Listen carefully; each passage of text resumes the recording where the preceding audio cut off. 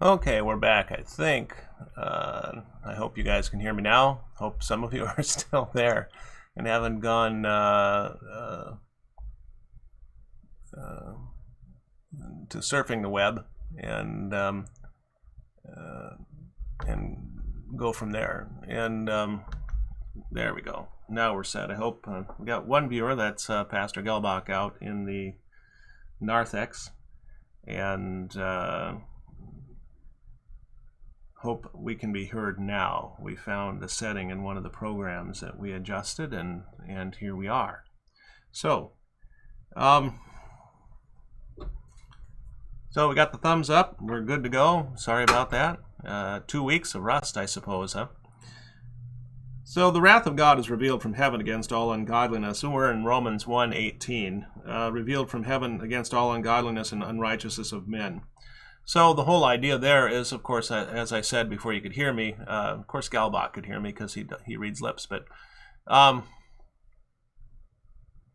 the wrath of God is revealed against sin, right? We all die because we sin. There's not one person who doesn't die on the face of the earth. And in general, evil is punished, and punished in a very great way, and always is. God threatens to punish all those who transgress these commandments. Therefore, we should fear his wrath and not act contrary to them. That's the close of the commandments from Luther's Small Catechism there. And the whole idea ultimately is that when sin occurs within the world, and if that sin isn't atoned for, if that sin isn't forgiven, ultimately we are under a system where sin is punished. And the Chinese figured that out with yin and yang, and others have figured it out as well. Evil is punished. How do we know what's evil? When our conscience speaks to us, and there's guilt, and people are hiding, ultimately because of the things that they have done. And lives in general are destroyed by sin. The people who have participated in major sins in their lives suffer because of those sins. And we don't have to give examples there. But lives destroyed, families torn apart, fortunes lost, health destroyed, all of these things, wrath of God being revealed against the ungodliness of men who suppress the truth. Now, what is the truth that we are speaking about? Is it physics?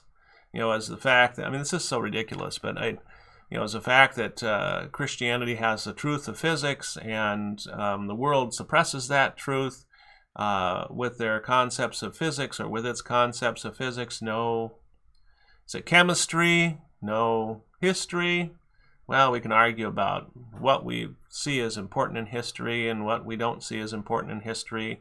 Historical events that are conveniently forgotten, other events that are given more weight than they need to be given. Philosophy, of course, that's where we clash head-on with theology. And because the ancient philosophers, of course, included ideas and concepts of the divine creator, the logos. And when you get to someone like Plato, for example, with the realm of ideas, the whole idea of perfection, the idea of purity, the idea of goodness. And we're getting into our topic here then, what the truth is, and the truth that's being suppressed in unrighteousness. And it's verse 19 then we see what the issue is. Because that which is known about God is evident within them, for God made it evident to them. So that means the truth that is being suppressed is the truth that God exists, the truth that God is eternal.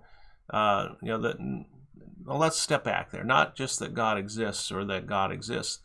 The truth that is being suppressed is that the one true God is responsible for all of these things. That's the truth that's being suppressed.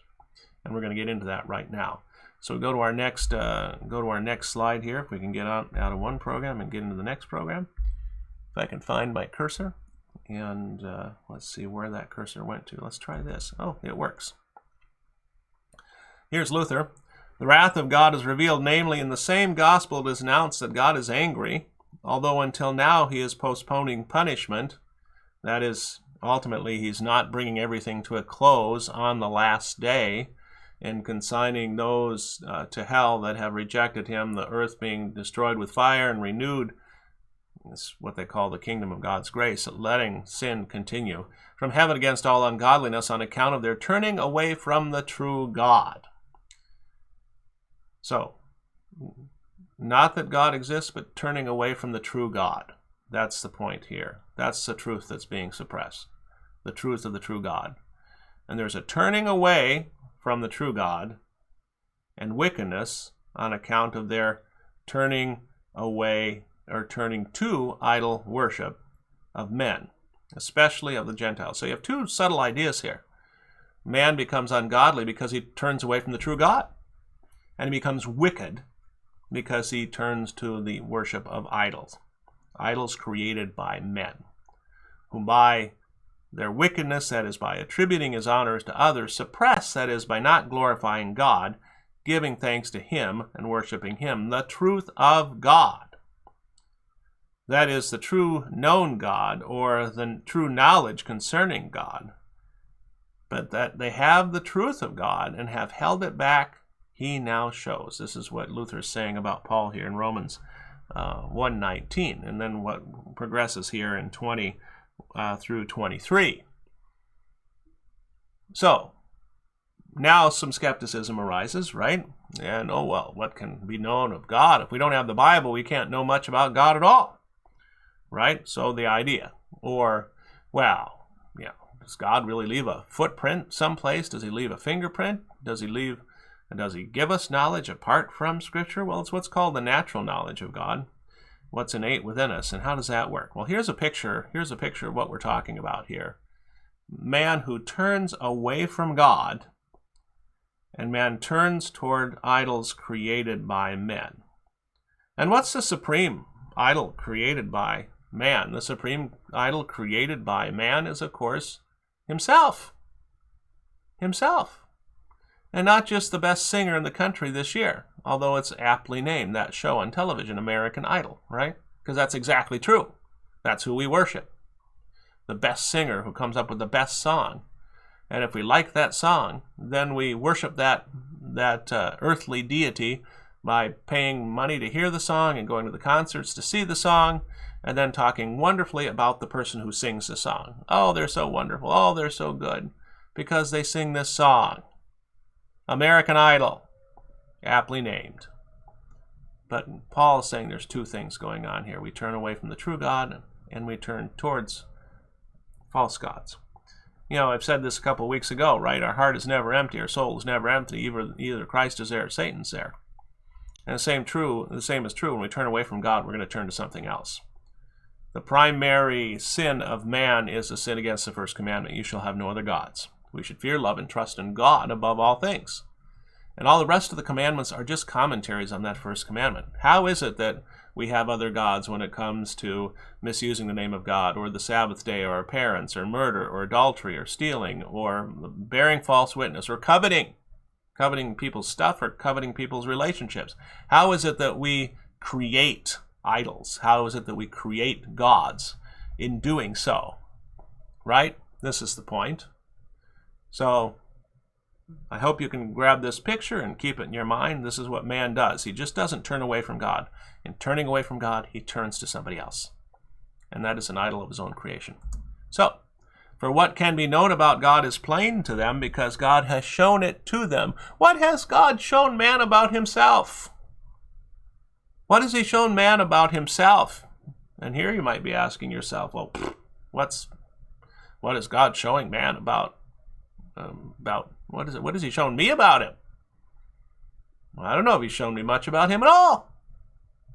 When I learned about God, I learned it in Sunday school from Mrs. Schmidt, who was my little Sunday school teacher when I was 3 years old, and she had the flannel graphs and she put them up on the board there, and we all thought they were really cool and thought it was magical how those things stuck to that board. How did that work? Right? Not just simply general knowledge of God. But let's see how this works. In 1:19, what has God shown man about himself? Invisible things. And we're going to get to this when we get into the text. Invisible things, goodness, wisdom, and righteousness by the things created those things, by the things that have been made, those things created need a creator. And that's that whole argument about creation moments. That's the argument made by the people who built the ark down in Kentucky, right? These beautiful things, these wonderful things exist. Who made them? And science is getting actually to that direction where they just, especially when it comes to flowers. Now this is kind of cool. They argue all about the evolutionary record as far as, the theory, of course, is that we have dinosaurs that turn into birds, and the birds fly, and we have creatures that come out of the muck, and they eventually end up in the trees, and then they eventually walk around the earth. And science tries to put all these clues together and come up with some sort of scenario. But the one thing science isn't dealing with, and that is flowers. And this is the thing that Darwin really understood as the weak point in his theory, because the archaeological record for flowers is one where there are no flowers, and then there's millions of flowers. There are no flowers, and there's a vast variety of flowers. And this is when Darwin on his deathbed was worried about this. Now science has conveniently overlooked that. I mean, where's the survival of the fittest of flowers, right? But there should be, if the theory is correct, there should be one proto-flower, right, that shows up, and then you have all these other flowers that eventually are derivatives of that first flower, right? But that's not what the fossil record shows. The fossil record shows flowers, and lots of them, all at once, out of nowhere. And Darwin knew that. So you can look into that. It's pretty cool. By the things that are made. Eternal power. And we got to hold on to this argument that we're talking about here, because we're going to get into this in detail a little bit here.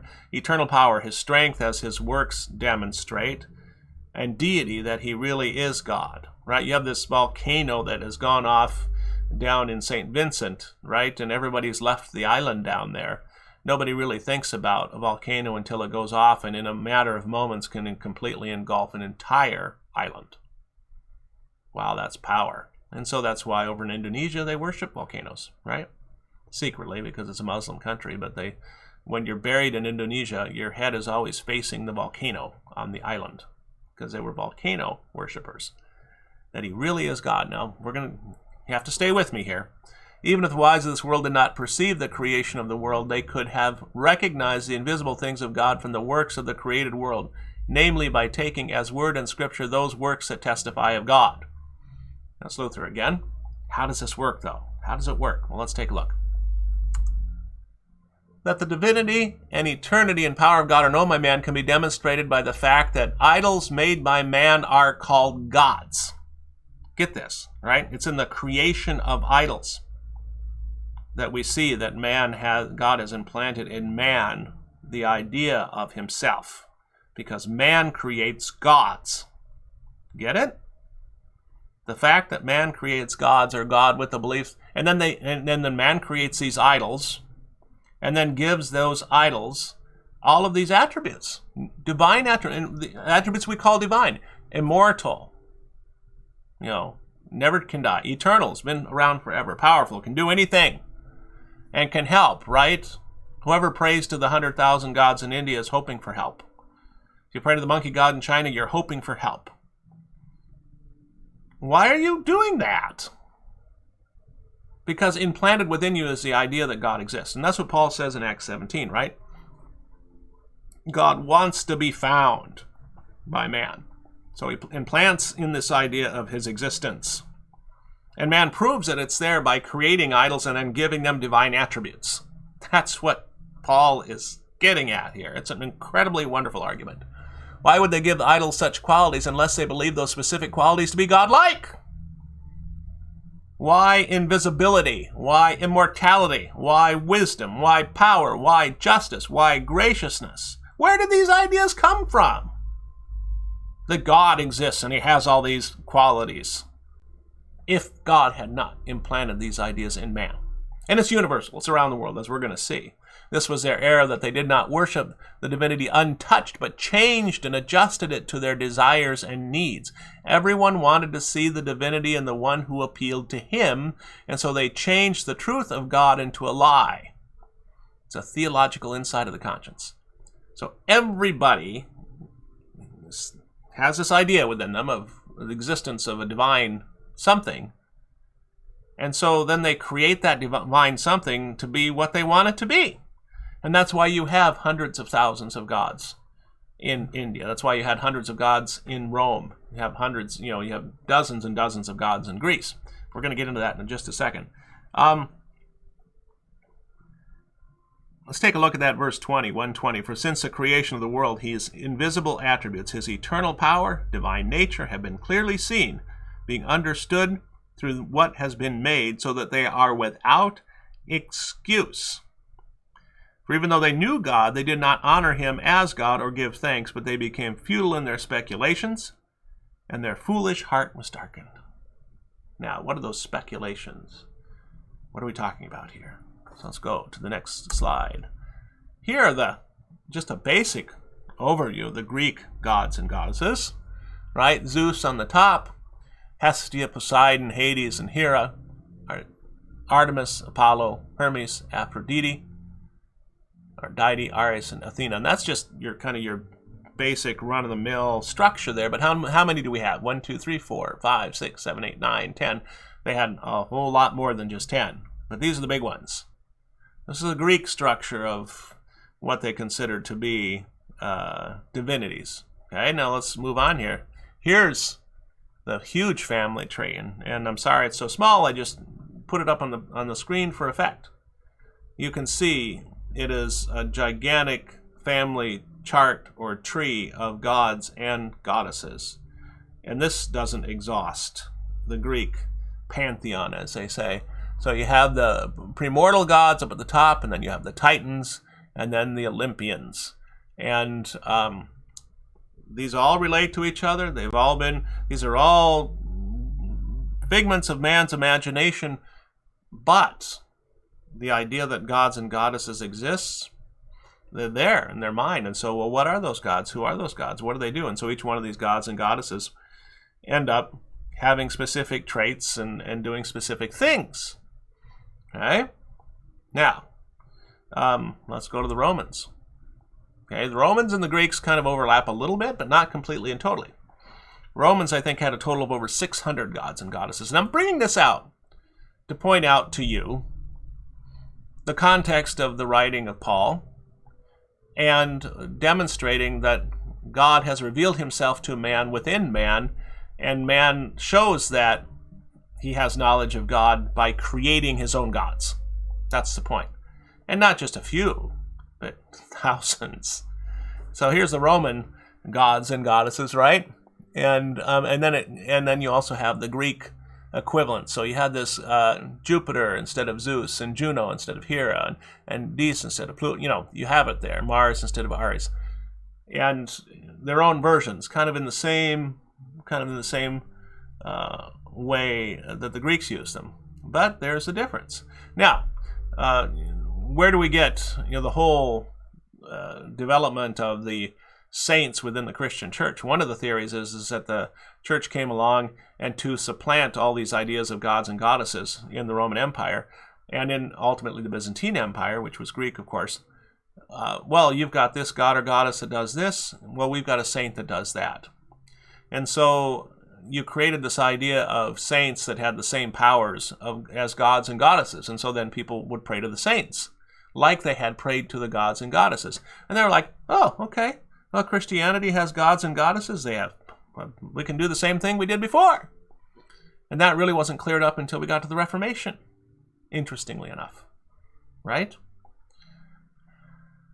Let's move on. How about the Hindu gods and goddesses? Right? And there's, from what I've read, over 100,000. These are the big ones: Vishnu, Brahma, Shiva. Once again, they're in the eastern Far East. We have the same idea going on, right? There must be gods and goddesses because in our minds we have this idea that they exist. And that's just a scratching of the surface. Now, these all seem a little kind of exotic to us, but if you grow up in that culture, they're not. They're gods and goddesses like the Romans and like the Greeks, right? These are the Hindu gods and goddesses, right? Interesting. And here they have multiple arms and all sorts of different attributes and that sort of thing. Multiple heads, right? I think there's a basic dozen, and I should have found the chart with the basic dozen. And it's kind of set up like the Greek pantheon. I should have done that, but trying to get all this information together for you this week. Chinese gods and goddesses. Man, tons of those too. Are they the same? There's some crossover, but not exactly the same. And you're sitting here going, bah, what's with the Chinese gods and goddesses? See, all over the world this is happening. It's not just happening in Roman Greece, right? That man is searching for God. It's a point I'm going to pound. I'm going to kill this point this morning. Just so the next time you read this verse, you get this image in your head of all these gods and goddesses that man has created. But we're not done yet. Chinese gods and goddesses. Japanese gods and goddesses. Okay? Once again, carry over a little bit from China. We could have gone with Korea as well. Those three countries, long interrelated history, especially Korea and China.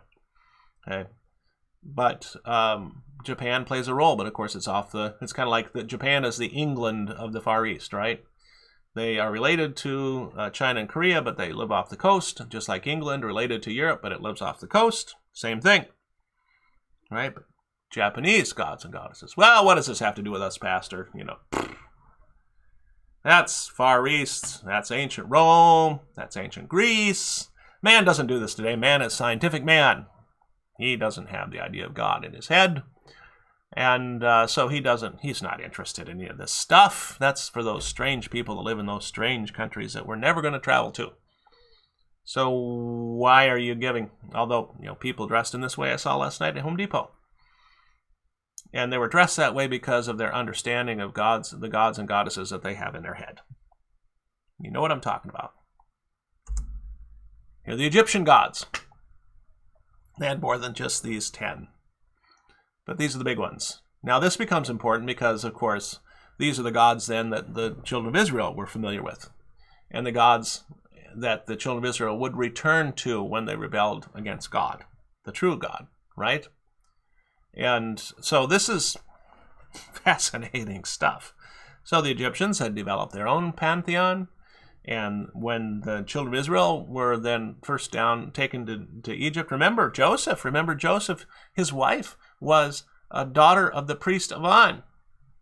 And remember, Joseph himself was considered to be divine, had divine qualities, but what? Because he could interpret dreams. And people attributed, and even Pharaoh said, had something to say about God. I should have looked that up when it came to Joseph. You must have access to God because you accurately interpreted these dreams. What's driving all of this? Even the Pharaoh-Moses showdown that we have, in both ways, concepts of God. Who is God? How does he work? Okay, Egyptian gods. How does God encounter man in the Old Testament? Now that's interesting, isn't it? Not through the creations of men, but he talks directly to Noah, right? Hasn't built the ark. He talks directly to Abraham, calls him out of the Ur of the Chaldees, and then he meets him in the vision, right, with the flaming pot, and he establishes circumcision, and visits him, right, when he comes to destroy Sodom and Gomorrah. But then what happens after Abraham? Isaac encounters God, who identifies himself as the God of Abraham, your father. And Jacob encounters God after the wrestling match. It could have been before. I think both. I am the Lord, the God of Abraham, your father, the God of Isaac. So that's how he's defining himself. I'm the God who talked to Abraham. I'm the God who talked to Isaac. And then what does God say to Moses? Burning bush. I'm the God of your father, the God of Abraham, the God of Isaac, the God of Jacob. God is identifying himself by the people to whom he has revealed himself before. He's not the creation of Moses. Oh, I ran into this God out into the wilderness in a burning bush. No, he ran into a very specific God in the burning bush, out in the wilderness. And that is the God of Abraham, the God of Isaac, and the God of Jacob. That's the God he ran into. That's the God who commissioned him to go to Egypt and to pull them out. And then after that, then we have the releasing of the children of Israel coming out of Egypt. They go to Mount Sinai. God reveals himself there on the top of the mountain. And then the giving of the 10 Commandments, the Ark of the Covenant. And then God dwells visibly with the people in the tabernacle, right? Cloud by day, fire by night. And that's the way God's presence begins with the children of Israel. But up until that time, he reveals himself to Abraham, to Isaac, and Jacob, right? And then identifies himself to Moses as the God of Abraham, Isaac, and Jacob. And then finally, when he comes down on Mount Sinai, then we get, we even have the instance where Moses, and Exodus 24, Moses and Aaron, Nadab and Abihu, and the elders of Israel go up and they see God, and they eat and drink with him, right? Look that up. So something different going on here than what's going on in Rome and Greece and India and China and Japan. Something different. Okay, so where do we go from there? When the Israelites rebel against God, to whom do they turn? Remember, they go back to the Egyptian god, right? When they rebel against Moses in the wilderness, they create the golden calf, which was a god from Egypt. That's what they do, because that's the culture in which they were raised. And then remember, the same thing happened when Jeroboam, Solomon's son, is, not Jeroboam, Rehoboam, Solomon's son, is an idiot and says bad things. And so the 10 tribes rebel against the house of David, and they create their own country called Israel. And what do? They go back to worshiping golden calves. And so they set up 2 sites in Bethel and Dan, so that the children of Israel in those 10 northern tribes would no longer go to Jerusalem and worship the true God at the temple, but would worship the God that they were familiar with from Egypt at Bethel and Dan. And those incidents are always forgotten, it seems, by people who would see in ancient Israel, these are the people of God, and they always did what God wanted them to do, and God blessed them and gave them this country. And no, they were always rebelling, always obstinate, hard-hearted, killing the prophets, stoning those who were sent to them, even though God chose them and did these wonderful things for them. So when they rebel against David, they rebel against the house of David, they rebel against God. They go back to worshiping that image of God in their own heads, and they establish it in Bethel and establish it in Dan, 2 places of worship. And the God that they're worshiping is the golden calf. This happens after Saul is king, and after David is king, and after Solomon is king, and then Israel breaks into 2 countries, Israel in the north and Judah in the south. And that's how it stays until Israel's destroyed. And Judah by the Assyrians, and Judah is taken off to captivity in Babylon. All right, so take a look at this. And you tell me that we still don't have this idea floating around in our heads about gods and goddesses. And what is this? This is the Marvel Comics universe, meaning the movies that they've been cranking out have been making millions and millions and billions of dollars, all about these characters, the Hulk and Captain America there, and all these other figures that your kids know who they are. These all have special qualities, right? They all have special attributes that are attributed to them, and they're created. Why? Why do we create even superheroes? We should just call them gods and goddesses, right? Because that's kind of how we see them.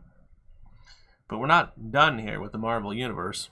What about the DC Universe? It's a whole different group of, maybe the difference between Greece and Rome. Right here you have Batman and Superman and all these other characters. It's a different set of Catwoman there, it looks like. Different set of characters. Green Lantern there at the bottom. I think that's who that is.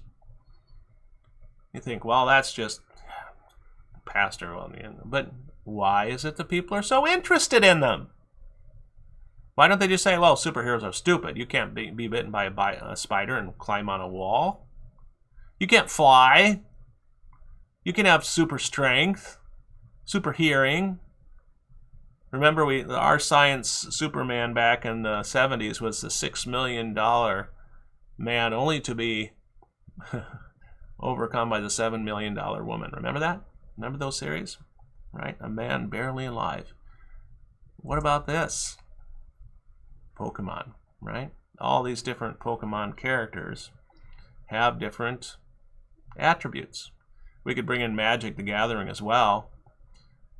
Fascinating, but what this is showing us is ultimately that inherent within us is this quest to find the divine things that have power and immortality and abilities way beyond our own, right? And that's what Paul is saying. That is what Paul is saying. That man has darkened his understanding and searched for God in a different place, okay? So, sorry about the rough start today, and I thought we ended pretty well. And we're going to pick it up right here next week. I'm glad you were able to join us there. So thanks for sticking with us this morning. That was kind of tough, but we did find the setting, and we're happy about it, and we'll pick it up here next week. Like I said, our worship service is at 9:30. You can come join us. We also have a Bible study that'll be here after the worship service, and will also be live streamed. And hope ultimately that you can join us for one or all of those things. So we'll see you next week, and to continue our study.